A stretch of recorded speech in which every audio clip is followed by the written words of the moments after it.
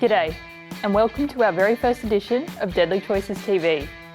I'm Tallisha Harden, Deadly Choices Ambassador and proud Argood and Bardu Island woman. Before we begin, I'd like to acknowledge the traditional owners of the lands from which we are broadcasting here today in Brisbane, plus the many other lands in which our listeners are tuning in from, and pay my respects to elders past, present and emerging. A warm welcome to you all for our very first edition of Deadly Choices TV. This show provides a chance for our viewers to grow appreciation for everything that goes on behind the scenes here at Deadly Choices, and to gain greater insight into the wider footprint of the Institute for Urban Indigenous Health, which collectively seeks to educate and empower mob from right across our beautiful country. First up today, our team had an exclusive chance to yarn with one of the Indigenous boys to see what it meant for him to represent his people during last week's NRL Indigenous All-Stars match. All right, we're joined with Albert Kelly. How are you, brother? Yeah, going well. It's been an exciting week, and we've really connected as a team, physically and spiritually. So yeah, it's been an awesome week so far, and yeah, we're looking forward to our game. Yeah, nice. So who's your mob? Where you come from? I'm a Gumbengi and Dungari man on the mid-north coast of New South Wales, and all the family will be on their way down to watch the game, and there'll be a lot of family up there barracking, top key at home, watching it over TV. So it just makes us all proud, to represent our family, our culture. I remember 2006, 2007, you represented the Curries in the under-16s.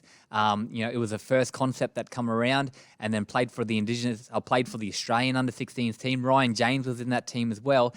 And now, to represent, the Curries back then when you're 16, now coming to the All-Stars, it must be an amazing feeling, lad. Yeah, it certainly is. We've there was a few players coming through, like you said, Ryan James, Tyrone Roberts, Dane Gagai, we all come through and played alongside each other, and most of the boys are still playing to this day, and it's good to see. Makes me proud that I played alongside those players, and just over a decade, 12 years since I was last in contention for All Stars, and I had stars like JT, Soward, Princey, Sando, all in front of me. So, and then I went to England, and they all retired then. So, I've seen all the other boys come through, and how much they enjoyed, having that camp, and then going into camp, and then playing and representing their mobs. I was feeling left out when I was in England, so I decided to come home, and thought I'd give it another go. So, 12 months later, here I am, playing for the All Stars. So I'm very grateful. And you've always been passionate about representing your mob and your culture, your people, whether it's the under-16s, when it comes to Indigenous rounds as well, playing overseas. But this must sit pretty high, representing your people on the big stage, Indigenous All-Stars against the Maoris. It must be a very proud moment, obviously, not just for yourself, but for your family too. I think, there's no words to explain it, how big of a week it is. Not just for us players, our families, our friends, that support us along the way.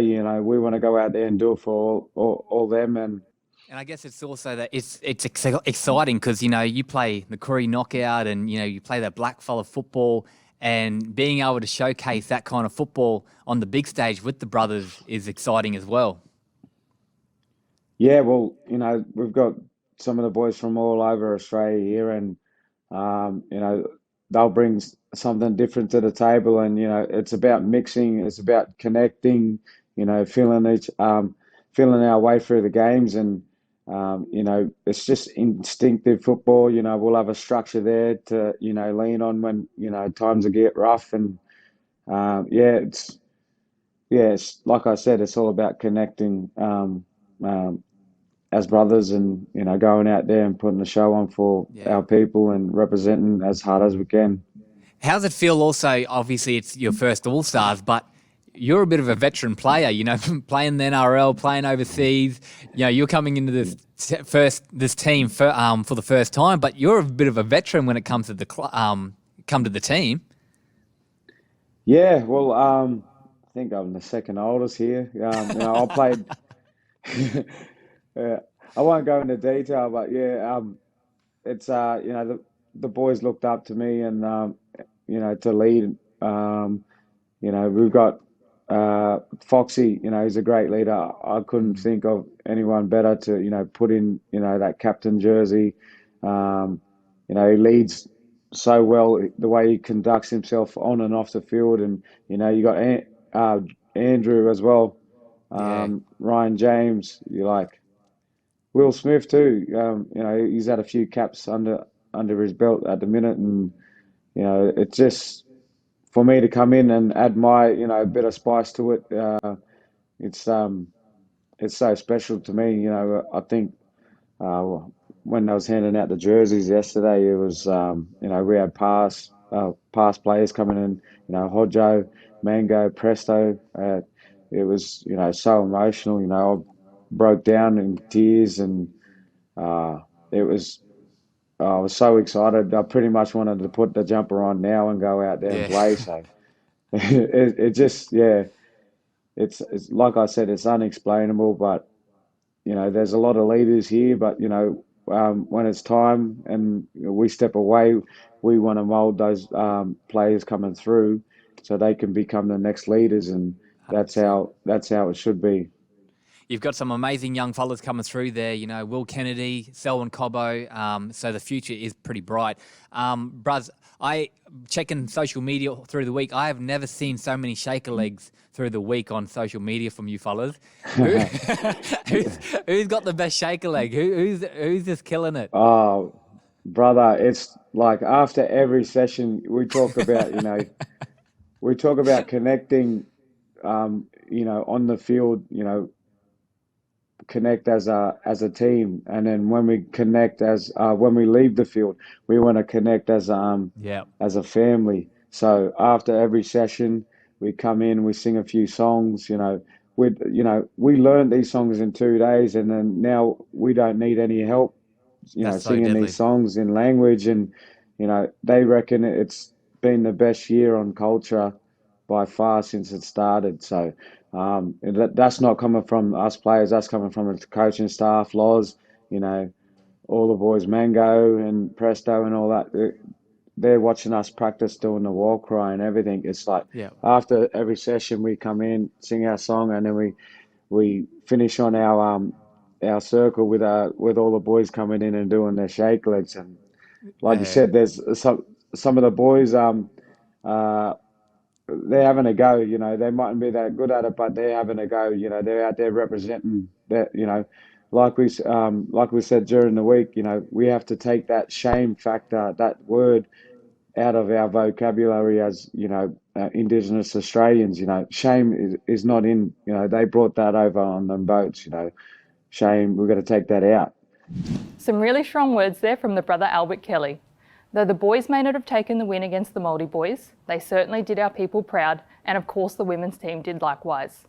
A huge congrats to all involved in this year's Indigenous vs Māori NRL All-Stars concept. Fingers crossed I can personally get the body right and be involved again next year. Now, there are some deadly people within the Institute who are also doing some absolutely amazing things to ensure our next generation are doing all the right things towards ensuring healthier, happier communities. The Birthing in Our Communities team, located on both the north and south sides of Brisbane, assist with the reduction and cessation of tobacco use among expectant and new mothers, plus associated family members. So when you first find out you're pregnant, it's all really new and exciting, and you wonder what you have to do next because there's so many steps to this.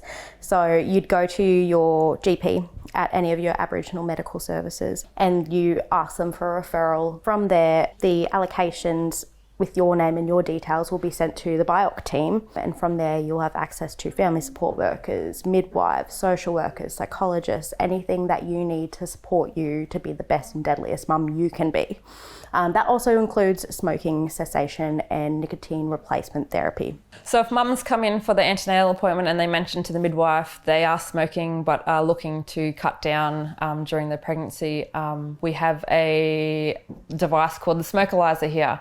So the women will do that test, and I have a graph where it shows the mums where it's either good or bad. And then the next time they come in, if they cut down and they can see that they've improved with the cutting down and smoking. So I had a mum and her partner, so I've done the Smokalyzer for both mum and the dad. They were shocked to see the result on the Smokalyzer. They were in the orange, I think, if I remember. So they were excited to come in the next appointment, and they wanted to do it again to see how far they've come from cutting down their smoking, and they come down to the green. I like to tell my mums, if they are still smoking, if they cut down and they have a baby, wash your hands after having a smoke. Smoking outside of the house. That also comes into safe sleeping with bub as well. Make sure bub sleeps in their own space if you do smoke, like a bassinet or a cot. A lot of the role here is just with seeing new mums and bubs and immunising and being with the GP and supporting like contraceptive needs, and then also doing health checks on new bubs. So and chatting to the parents, and that does involve asking the parents where they sleep with the baby, as well as, you know, who smokes in the household. Do they smoke in the car with their newborn or their children, and who, because obviously a lot of people live in extended family relationships, like who smokes in the house. And I have had a couple of opportunities to chat to the parents about, you know, especially the mums, what they can do to reduce like the effects of nicotine. A lot of the mums are trying to give up, that I've spoken to the pregnant mums. Whatever they can do is a good thing. Like, you know, there's no point doing a goal that is not going to be achievable, and then also that's going to make them feel bad if they don't achieve a big goal. So little bits, anything they can do to reduce the amount of nicotine that's being, you know, passed through the placenta to their baby is a great thing. When the children themselves learn about the effects of smoking, they can say to their mum, please give up for me. And I've had a couple of mums say that my 6-year-old or 7-year-old wants me to give up because they want me to be around to be the best mum I can be for them. We all have, you know, habits that we're probably not the proudest of, whether it's biting our fingernails or, you know, lighting up a smoke. Just talk to somebody about it. And so there's no shame. We all walk that journey of where we've come from, and there's no shame about, you know, maybe you aren't quite where you want to be in your health journey or with the smoking or whatever, but there's no shame, and admitting that to people, you'll find that there's not people aren't judgmental about that, and that there'll be acceptance, and then and if you want help, there'll be help available. Some deadly work being undertaken there by our BIOC team, and we look forward to hearing more about their valuable contributions throughout the year.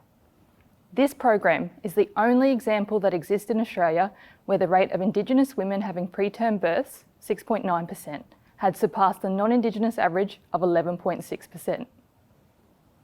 Now, before we wrap things up, I'm sure everyone has seen a sneak peek online of our new 2020 range of Deadly Choices Health Check shirts. As we close, let's take a look at one of the new Brisbane Broncos retro versions, which mob can get their hands on come March, simply by completing a 715 health check at your local participating health service clinic.